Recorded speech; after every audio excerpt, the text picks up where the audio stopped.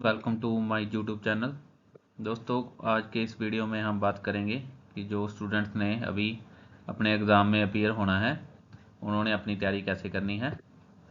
तो इससे पहले भी मैंने अपने चैनल पर बहुत से सब्जेक्ट्स के लिए जो इम्पोर्टेंट टॉपिक है इग्नू एमएससी फिजिक्स के वो डाले हुए हैं। जाइए और उन वीडियो को देखिए। तो चलिए, आज के इस वीडियो में जिस सब्जेक्ट की हमने बात करनी है वो हमारा है जो हमारा MPH 006 कोड है, क्लासिकल मैकेनिक्स 2। तो क्लासिकल मैकेनिक्स 2 का जो हमारा सब्जेक्ट है, जो कि बेसिकली जो हमारा सेकंड सेमेस्टर होता है उसका जो फर्स्ट पेपर है उसकी हम बात करने जा रहे हैं। तो दोस्तों, वैसे तो जो इग्नू के पेपर हैं वो आपको पता ही है कि वो एनुअली होते हैं, तो इसमें फर्स्ट सेमेस्टर सेकंड सेमेस्टर का कोई फंडा नहीं है। तो ये हमारे फर्स्ट ईयर के जो हमने एग्ज़ाम में अपीयर होना है तो उसका जो सिक्स्थ पेपर है उसकी हम बात करने जा रहे हैं, क्लासिकल मैकेनिक्स 2 की।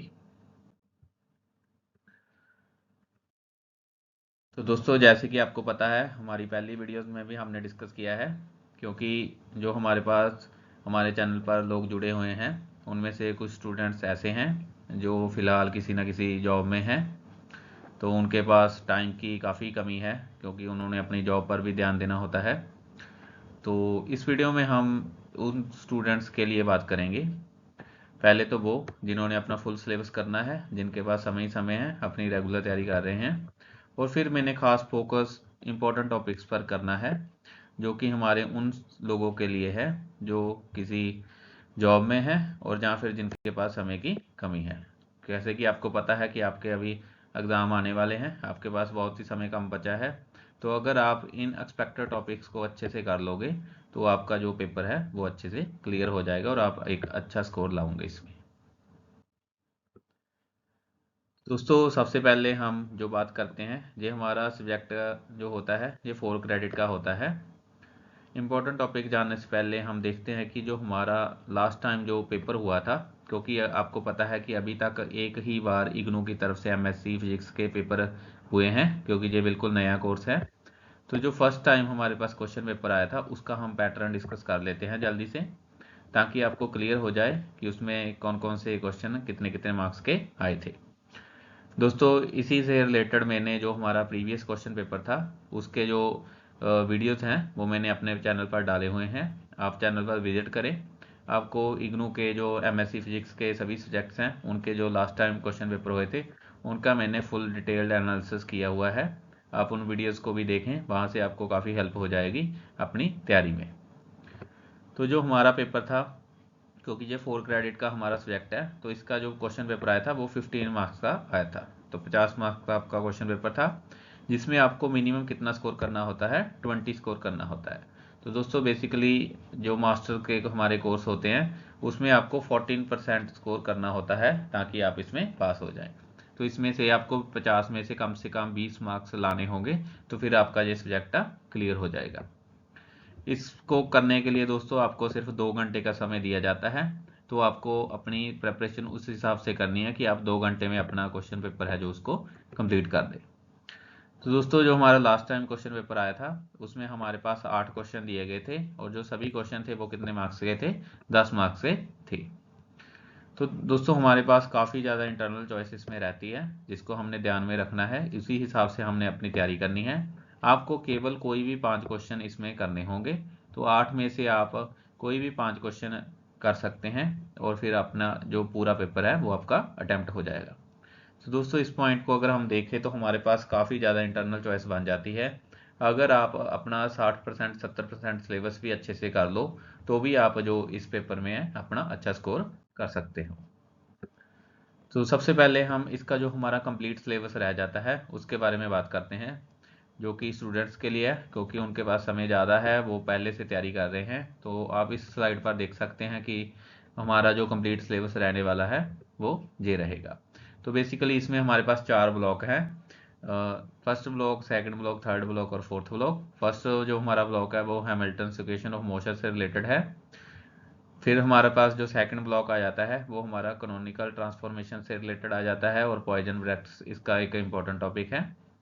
जो हमारा थर्ड ब्लॉक आ जाता है उसमें हमारी हैमिल्टन जैकोबी थ्योरी आ जाती है, ये भी हमारा एक इम्पॉर्टेंट टॉपिक बन जाता है।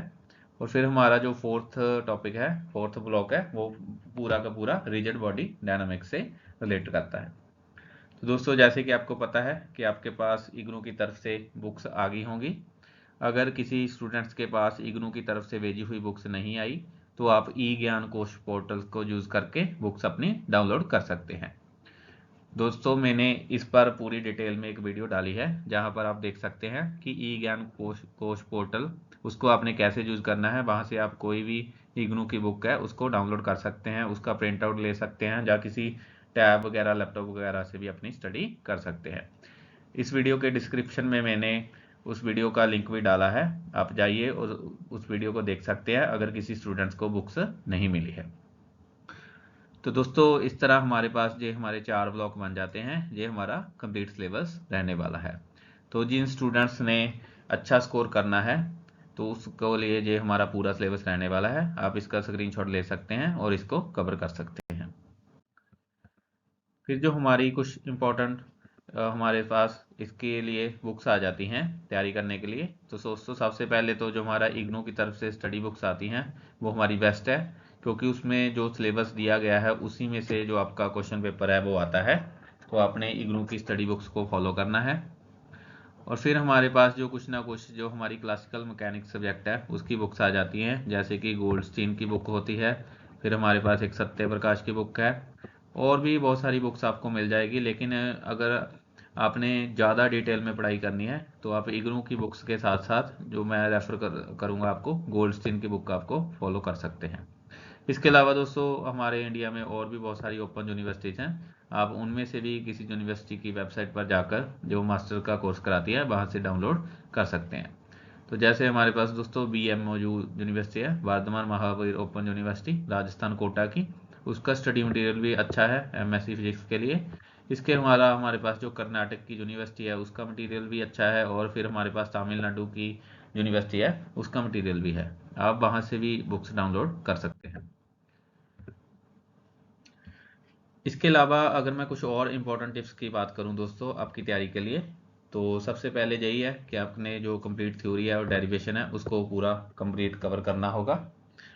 आप क्या करें, अपने खुद से हैंड रिटन नोट्स बनाएं, क्योंकि जो हमारे पास बुक्स दी जाती हैं उसमें कुछ ना कुछ स्टेप आपके ऊपर छोड़े जाते हैं कि उन स्टेप्स को आप खुद ब खुद सॉल्व करें। जब आप खुद सॉल्व करोगे तो आपको वो प्रॉपर टॉपिक है जो अच्छे से क्लियर हो जाएगा। तो इसलिए आप ये आदत डालें कि अपने खुद से हैंड रिटन नोट्स बनाएं।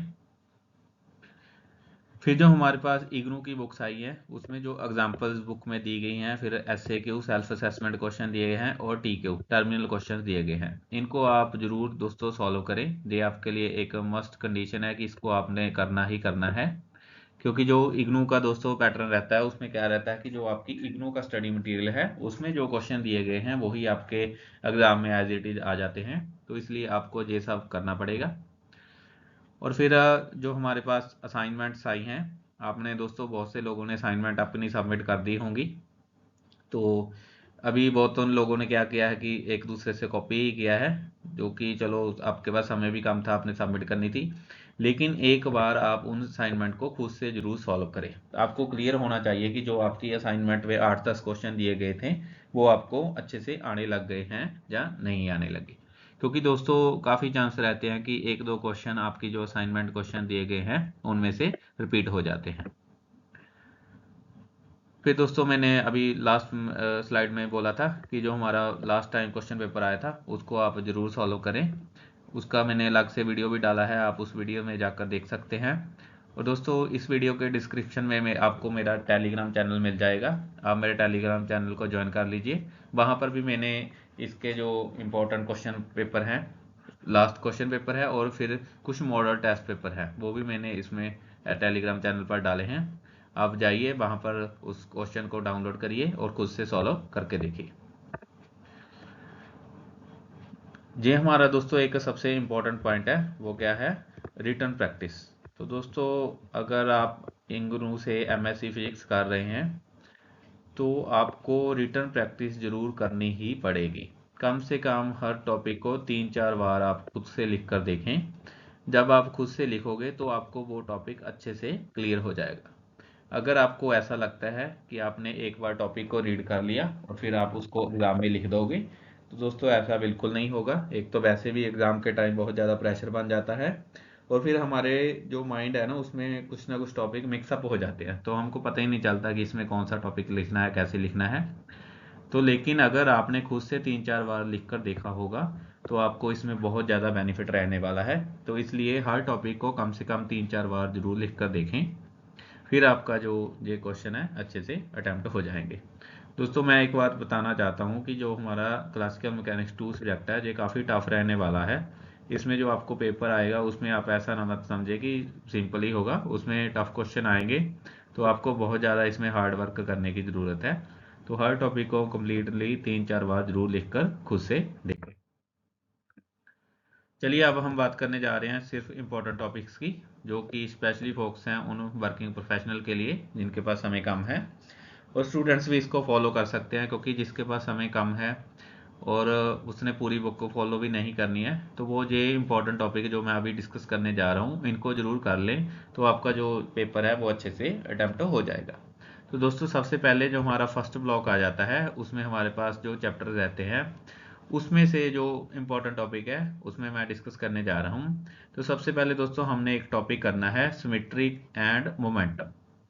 तो दोस्तों हमारे पास इस टॉपिक से रिलेटेड दो टॉपिक आ जाते हैं। एक तो हमारे पास ट्रांसलेशन सिमेट्री है और एक रोटेशनल सिमेट्री। दो तरह की सिमेट्री से रिलेटेड टॉपिक होंगे। फिर उसी से हमारे पास दो तरह के कंजर्वेशन लॉज बन जाते हैं। एक तो लीनियर मोमेंटम को कंजर्वेशन करता है और सेकंड कौन सा करता है, एंगुलर मोमेंटम को। तो दोस्तों ये वाले topic symmetry and momentum conservation के दो टॉपिक, लीनियर मोमेंटम और एंगुलर मोमेंटम, उन दोनों को आपने ध्यान से करना है। हाईली चांस है कि आपको एक क्वेश्चन इन दोनों टॉपिक्स में से कोई ना कोई आ जाएगा। लास्ट टाइम क्वेश्चन पेपर में और असाइनमेंट में भी इससे रिलेटेड क्वेश्चन पूछा गया है। तो जैसे अगर किसी टाइम में लीनियर मोमेंटम से रिलेटेड क्वेश्चन पूछा गया हो तो आप इस बार हाईली चांस है कि आपको एंगुलर मोमेंटम से रिलेटेड क्वेश्चन पूछा जा सकता है। तो दोस्तों इस सिमेट्री वाले टॉपिक को आपने बड़े ही ध्यान से करना है। फिर दोस्तों हमारे पास जो नेक्स्ट टॉपिक फर्स्ट ब्लॉक से बन जाता है वो बन जाता है नॉइजर थ्योरम। तो दोस्तों इस थ्योरम को आपने करना है। जो भी आपको दोस्तों आपको पता है कि जो नेमिंग थ्योरम जो होती हैं वो हमारे सिलेबस की इंपॉर्टेंट पार्ट रहने वाली है, तो आपने इस थ्योरम को भी ध्यान से करना है। फिर दोस्तों हमारा जो सबसे इंपॉर्टेंट टॉपिक बन जाता है जिसमें आपसे एक क्वेश्चन पूछा जाना है वो है Hamiltonian and Hamilton's equation of motion. तो दोस्तों ये हमारा एक इम्पॉर्टेंट टॉपिक है, हैमिल्टोनियन एंड हैमिल्टन इक्वेशन। इसको आपने ध्यान से करना है। जी दोस्तों आपने जो लास्ट टाइम आपने पहले 5 पेपर की तैयारी की होगी उसमें से भी आपको इससे इससे ये हमारा जो टॉपिक है उनमें से काफ़ी मिलता जुलता है, जहाँ पर आपने हैमिल्टन इक्वेशन ड्राइव करनी है जो आपने पहले भी किसी टॉपिक में की है। फिर हमारे पास इसी तरह जो हैमिल्टोनियन होता है उसी से रिलेटेड हमारा एक टॉपिक बन जाता है न्यूटोनियन का। इसको आपने भी करना है। ये हमारा बेसिकली जो हमारे साइक्लिक कोऑर्डिनेट्स होते हैं उनसे रिलेट करता है। और फिर हमारे पास एक टॉपिक आ जाता है Hamiltonian for a relativistic particle. तो जो हमारा रिलेटिविस्टिक पार्टिकल की इक्वेशन होती है उसका हैमिल्टोनियन फाइंड आउट करना, उसकी equation of motion find out करनी, ये हमारा एक इंपॉर्टेंट टॉपिक है। तो फर्स्ट ब्लॉक के दोस्तों जो हमारे 4 चैप्टर हैं उनमें से आपने ये वाले इंपॉर्टेंट टॉपिक करने हैं, symmetry and momentum conservation, Noether theorem, Hamiltonian and Hamilton equation. इस तरह ये हमारे एक इंपॉर्टेंट टॉपिक्स बन जाते हैं। अगर आप इन टॉपिक्स को कर दें और बाकी का सिलेबस छोड़ दें तो आपका जो हमारा फर्स्ट ब्लॉक है वो आपका कवर हो जाएगा। चलिए अगर हम आगे बढ़ते हैं ब्लॉक 2 की तरफ। तो दोस्तों जो हमारा ब्लॉक 2 है उसमें से बेसिकली आपने एक इम्पॉर्टेंट टॉपिक करना है, वो है हमारा जनरेटिंग फंक्शन का। दोस्तों हमारे सिलेबस में 4 तरह के जनरेटिंग फंक्शन है, 4 टाइप्स ऑफ जनरेटिंग फंक्शन। तो दोस्तों एक क्वेश्चन आपको इसमें 100% आना ही आना है। किसी भी 4 तरह के जो जनरेटिंग फंक्शन है, generating function of type 1, type 2, type 3, type 4, इनमें से किसी एक टाइप का क्वेश्चन आपको एग्जाम में पूछा जाना है। तो दोस्तों ये जनरेटिंग फंक्शन वाला टॉपिक आपने बहुत ही ध्यान से करना है, क्योंकि इसमें से आपको एक क्वेश्चन पेपर में आएगा। ये हमारा बहुत सिंपल टॉपिक है और बहुत इंपॉर्टेंट टॉपिक है। फिर हमारे पास नेक्स्ट जो हमारा आ जाता है एक टॉपिक गेट ट्रांसफॉर्मेशन से रिलेटेड, इसको आपने करना है। और फिर जो हमारा नेक्स्ट जो हमारा इंपॉर्टेंट टॉपिक है वो हमारा पॉइजन ब्रैकेट्स। इस चैप्टर को आपने दोस्तों फुल चैप्टर करना है। आपको एक क्वेश्चन जनरेटिंग फंक्शन से आएगा और सेकंड जो हमारा क्वेश्चन आएगा वो कहाँ से आएगा, पॉइजन ब्रैकेट से आएगा। तो ब्लॉक 2 के जो हमारे दो इंपॉर्टेंट टॉपिक है, first is generating function, second is poison bracket. तो दोस्तों सेकंड ब्लॉक में से आपने सिर्फ जे टॉपिक ही ध्यान से करने हैं। अगर आप इनको कर लेंगे तो आपको कम आसानी से आप 2 क्वेश्चन अटेम्प्ट कर सकते हैं। चलिए अब हम आगे बढ़ते हैं। आगे हमारे पास जो थर्ड ब्लॉक आ जाता है, उसमें दोस्तों थर्ड ब्लॉक के आपने 2 प्रॉब्लम जरूर सॉल्व करनी है। एक तो है हमारी हार्मोनिक ऑक्सीलेटर से रिलेटेड और सेकंड है हमारी केपलर्स लॉ, केपलर्स प्रॉब्लम। तो दोस्तों ये हमारी जो हैमिल्टन जैकोबी थ्योरम है, उसमें से जैकोबीज इक्वेशन ऑफ मोशन बनती है, वो 2 सिस्टम के लिए आपने करनी है, हार्मोनिक ऑक्सीलेटर के लिए और केपलर्स प्रॉब्लम। इसको अपने थर्ड ब्लॉक में करना है। फिर हमारे पास एक टॉपिक आ जाता है सेंट्रल फोर्स प्रॉब्लम का, इसको भी आपने ध्यान से करना है। नेक्स्ट जो हमारे पास दोस्तों 10th चैप्टर है आपके सिलेबस में, आपकी बुक में जो हमारा चैप्टर 10 दिया गया है, उसके जो क्वेश्चंस दिए गए हैं उसको आपने जरूर करना है। तो दोस्तों हाईली चांस है कि एक क्वेश्चन आपको जो हमारा 10th चैप्टर है उसमें से पूछा जाना है। तो जो उसमें बुक में क्वेश्चन दिए गए हैं, बहुत सी एग्जांपल सॉल्व कर दिए गए हैं और 3-4 क्वेश्चन आपके ऊपर छोड़े गए हैं आपको करने के लिए, इसको अपने ध्यान से करना होगा।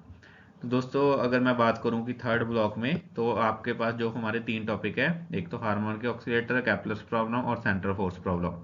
इन तीनों में से एक क्वेश्चन आने के चांस है और एक क्वेश्चन आपको जो हमारा 10th चैप्टर है उसमें से पूछा जाएगा। फिर दोस्तों हम बात करते हैं हमारे फोर्थ ब्लॉक की। तो जो हमारा दोस्तों फोर्थ ब्लॉक है, इसके बारे में मैं एक बात आपको क्लियर करना चाहता हूं कि जो इग्नू की तरफ से स्टडी मटेरियल आया है उसमें आपको 3 ब्लॉक ही आए हैं। जो फोर्थ ब्लॉक आया है उसकी उसने वीडियोस डाली हुई हैं।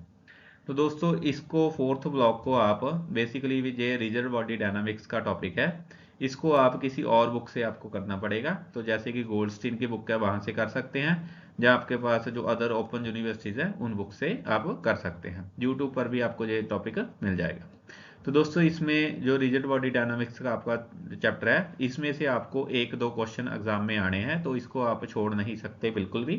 वैसे भी ये दोस्तों एक सिंपल टॉपिक है, इसमें कुछ ज़्यादा फंडा नहीं है। तो इसमें जो इंपॉर्टेंट टॉपिक रहने वाले, एक तो है हमारा यूलर्स थ्योरम।